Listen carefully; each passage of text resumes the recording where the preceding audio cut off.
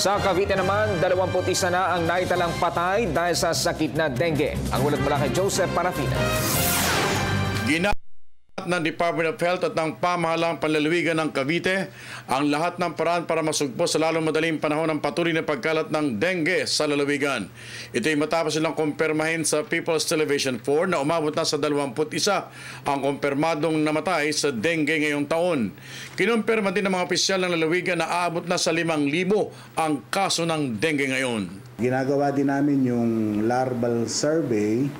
So after the interventions like yung fogging, search and destroy, ay sinusundan ito ng larval survey. So tinitingnan kung may mga nabubuhay pang mga lamok na nangingitlog. So magiging gauge yun ng effectivity ng mga interventions.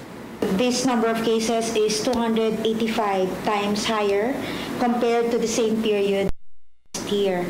Halos wala ng paglagyan ang mga pasyente sa loob ng General Emilio Aguinaldo Hospital sa lalawigan. Maging ang mga hallway ng paggamutan ay okupado na ng mga pasyenteng may dengue. Ang ilang mga magulang hindi alam kung paano ang gagawin at kung saan nila nakuha o ng kanilang mga anak ang sakit na ito. Hindi ho, kasi marami naman kung labok na lumilipad. Hindi namin kung anong klase yun. Sa loob o sa labas ng bahay? Sabi daw parang sa labas Ingatan po yung mga bata kung maaring kulambuan na lang, tapos pagbalik-balik yung lagnat, obserbahan din po.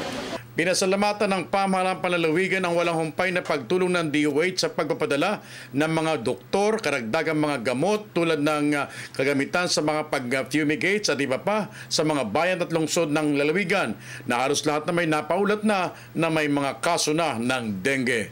Mula sa 13 Martires, Cavite, Joseph Parafina para sa Telebisyon ng Bayan.